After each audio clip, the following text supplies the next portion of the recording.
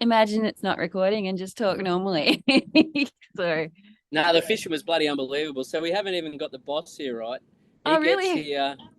Yeah, we came from Madeira to here. We caught nothing. Oh, we caught three in Madeira for a month. Like it's Yeah. slow, but it's like everyone's always said to me. It's Yeah. just beautiful, and it's a cool spot, and there's really good people there. And Peter Bristow's there, and I get to hang out with Pete. And I took him Yeah. and John Ashley fishing for a day, which was cool as shit because I haven't really hung Yeah. out with Pete. Like I was a deckhand, a crewy there on in the Marlin jetty on Marlin Wharf when it was old days when he was still there. Yeah. He remembers me and I remember him, But but you've I hadn't never seen him actually, since. yeah. No, I get to hang out with him, you know. So that was really good, and all the stories that I ever heard, you know that they're true because he tells them word for word from the way that I heard them from everybody Yeah. else, you know, back Yeah. at home without coming out of his mouth. So I liked hanging out with Pete. Madeira is awesome, but the fishing was tough. They're getting a few there, but So is it it's is it one of those either like spots. it's either hot or it's just not? Yeah, Yeah. brown bread just dead. So I've got him coming back here a couple of times this month in this place because it's got so much country to look at. It's like going to how would you call it? It's like going to there's Jenny Louise's everywhere. Yeah, okay. Yeah. So you're trying to go to a different Yeah, yeah, yeah, yeah. spot all the time, and then it takes you a while to get the hang of it. And I haven't got the hang of it, but we just had But this incredible 4 days. It was like, oh, this is pretty good. This is good yeah. because we came from the dead Madeira to here, Yeah. and it was the first 3 days caught nothing, just looking around. Saw big bluefin tunas busting, Yeah. big eye tuna. Yeah. Couldn't catch them, and I'm like, God, there's more whales, dolphins, birds, and bait on the sounder than I've ever seen anywhere. It's like going to the car park, but it's everywhere. Yeah, yeah, okay. And then Who they'll be who fishing around. who'd you convince to be your angler if you don't even have the boss there? Joe, so it's just the three of us. So Yeah. Hannah and Joe are taking a big turn. That's what whenever we went blue marlin fishing, we'd always be fighting not to be the one in the chair. So, not crazy. Wore the both of them out. Hannah's hands are sore because she was on the leader on that really big one, and a couple of the other big ones, and then Joe had them as well. So, and I used to always say that blue marlin were pussies, Yeah. but I've You changed my changed your mind. tune. Yeah, I have. They do That's all so this funny. weird stuff that's so completely to a black marlin, and even the Pacific blues are the same, but I just haven't. These ones don't have the same so far the same stamina as what I reckon the ones that I've seen in the Pacific, but they still just go mental. But they do all these That's switchbacks that's and that's interesting to hear because like when we were doing all that blue marlin fishing at Fraser, people just couldn't like get their head around how wigged out those fish are, you know? they're Like crazy. they They're are. mental. Yeah. They're Cool. mental. And we were just so happy that we actually saw some big ones. But I was like, Really?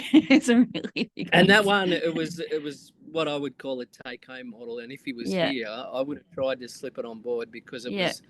was, it was, yeah, it Big. was big enough to put in. Yeah. But it was like, oh God, we haven't even weighed one on board this boat. I can't do that. And it's a But little there's bit like only if there's Australia. only three of you and one of them's in the chair, what are you supposed to do?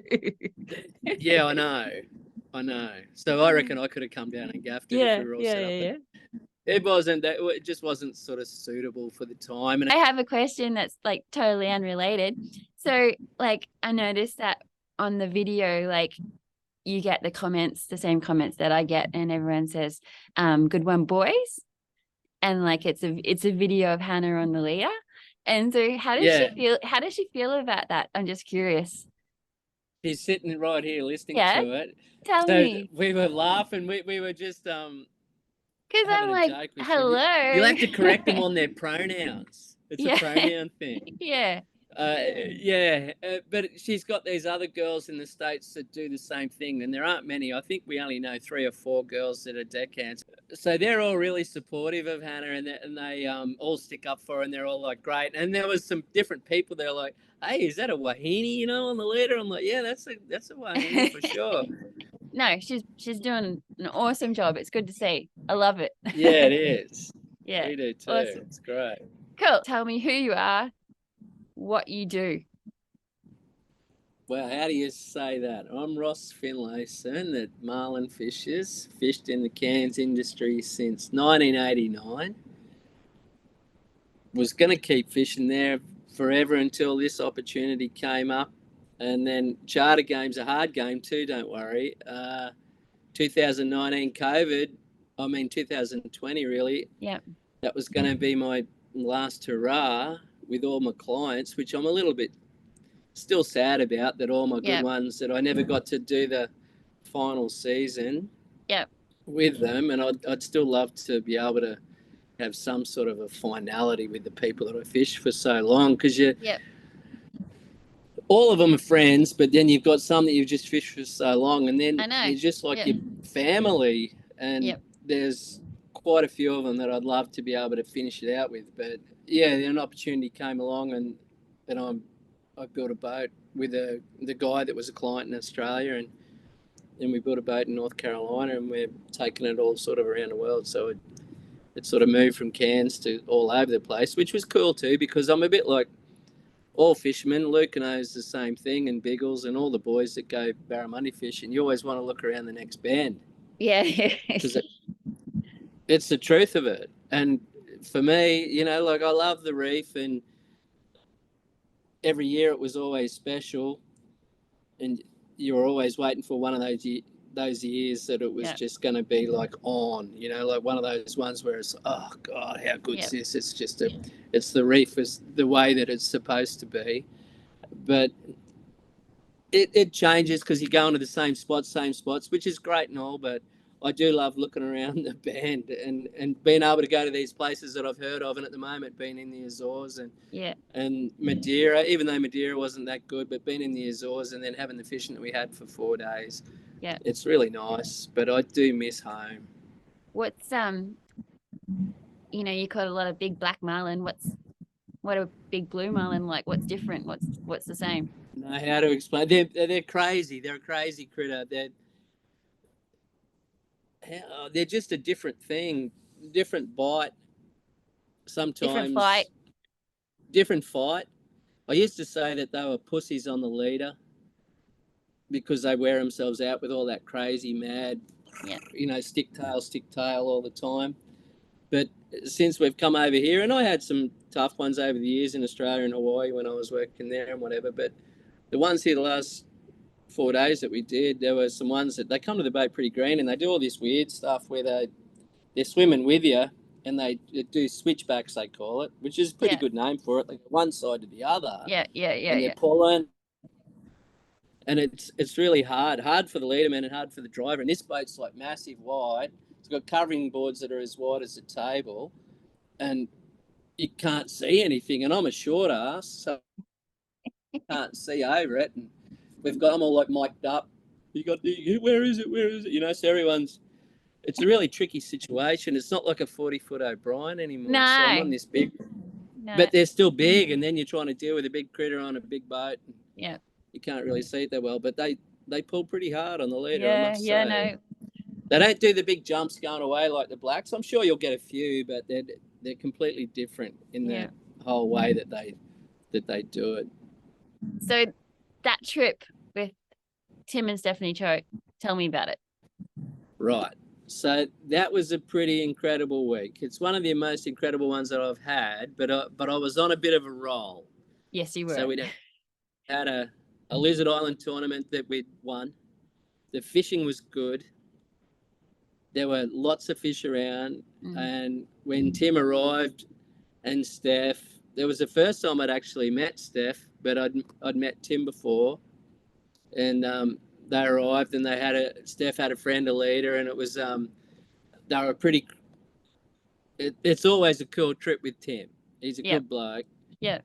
He's funny as hell, and he's done so much, and he's fished with everyone, and Laurie was there and all the rest of it. So when they arrived, we went out, and it was just one of those ones where, how do you explain it? The fishing was that good. that a lot of the times for us, we weren't actually getting a bite sometimes until 4 in the afternoon. I was seeing them on the sounder and they weren't biting a lot. Mm-hmm. And everyone says that, oh, it's a late bite in Cairns, but that's not always the case. Yeah. But in that particular week, it seemed to be that case for me anyway. And it was getting late, and Tim and Stephanie would negotiate because Tim's there and he wants to have a fish as well. So they'd negotiate. And it was quite funny because they're always doing it over a few Coronas and all the rest of it. So they're negotiating the time when her time was going to be up and he would take over. Yeah. But we were trying to fish 50-pound for her. I see, I get all sidetracked. We're fishing 50-pound for her to try to catch a record, which she wanted to catch. Yeah. And when they first arrived, I'm backtracking here a little bit. When they first arrived, I was like, because we use circle hooks all the time. Yeah. And then everyone was like, you've got to use J hooks for world record fishing. It's the only way you can catch them. And I was a bit like, yeah, geez, I don't know. Like there's so many things they cough it out. And it's not always the be all and the end all. Yeah. And I had a feeling that I wanted to use circle hooks, but I wasn't sure how they were going to take it. And I said to Laurie, I said, look, I know Tim's always been an advocate of this, and he was the biggest one that brought it into the Billfish Foundation. Maybe you can see what he says. And he says, I think he's going to go for it. So we put it to him. I said, look, we're just going to put the baits on circle hooks and see how we go, because the hookup rate and the retention is pretty good. Yeah. We went with the circle hooks, and that was fine. And then after the first day, we're catching them. And then the second day, we're catching them as well. But what was happening is we weren't getting a bite till 4 or 4:30 or 5 o'clock. And then we're hooking 700-pounders and 800-pounders. And we're staying at the motherships at... Yeah, the mothership's at No Name, and I'm fishing Heartbreak in second corner and trying to go down to the marks. But there's a few boat at the marks, and you're just trying to, for me, and Luke would know the same story, you're just trying to spread yourself out a bit. No one's trying to fish over each other. And when the fishing's really good on the reef, the beauty of it is that you can actually, if you know the reef and you know your spots, you don't have to cover each other up. You can fish your snag and somebody fishes another snag and all the rest of it. Yeah. So I was just staying up on my own little spot, and it wasn't until sort of mostly late in the day that we were getting these hookups, but they were taking me until 7:30, 8 o'clock, 9 o'clock at night. And I was trying to get back into No Name, and the first night I didn't have a track to get back. An hour and a half to get into the back of the reef to the mothership when we first got in there, and Laurie and I in the tower with the poor spotlights on the top shot trying to get our way in there. So we're getting all these fish on, and then Tim made a deal that after 4:30, because we're fighting him into the night and it's 50-pound, that he should be fishing 130s. Because he's also there to catch a couple, because he wants to catch a couple too. Yeah, of course. It's not all about Stephanie.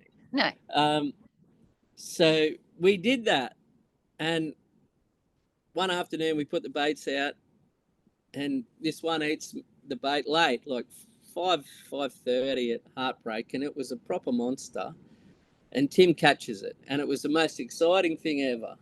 And the big jumps on the leader, Andy's on the leader, and I've got this incredible footage of it. Yeah, well, the footage is on this video. So it was cool as. And we were all so happy with it. We get in there and we have a big night on it too. We got in successfully to the mothership without hitting any reef or whatever. So we were pretty happy about that whole occasion. And then we have a discussion the next morning over the breakfast table. And I'm like, look, Tim, they're biting late, mate, and there's big ones. And maybe we should just fish the 50 until the end and just see what happens. And I think it was day 5 or 6. It was a 7-day trip, 5 or 6. I can't remember. I get this market at Heartbreak, and it's a big one on the sounder in the tower. And Laurie's on the fly bridge. I said, big marky, Laurie. And I did 3 laps around this mark, just doing the slow, like scad on the inside, thinking I'm going to get the bite on the scad. Yeah.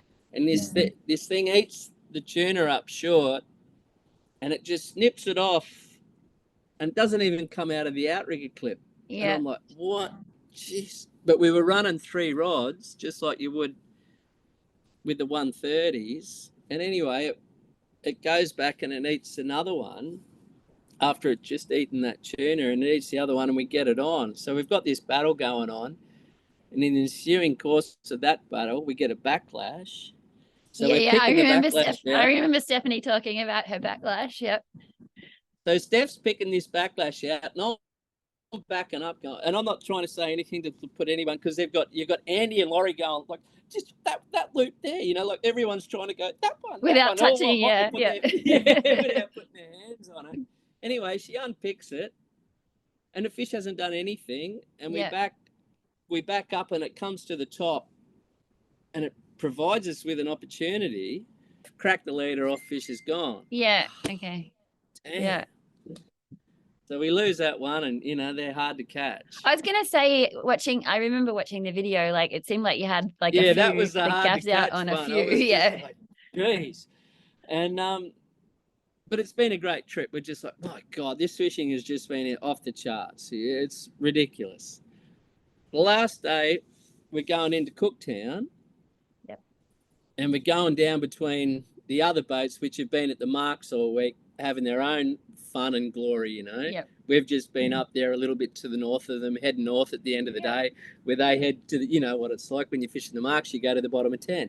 Yep. So Sharky, Corey, and all the boys are down there, and we're just wandering down, and I was probably wandering down with a headache because it was some choke nights and red wine and so forth, and just made a little tack in on the marks on one of the spots and came back through all those boys that have been down there all week. And the beauty of Tim Choate, he's always so keen on the fish, and he's always looking, and he would sit on the freezer lid just at the steps of the top shot looking out the back, and he saw it the moment I saw it. We get this big bite on a scaly, and you hear him yell out, and I was like, holy, that was a big one.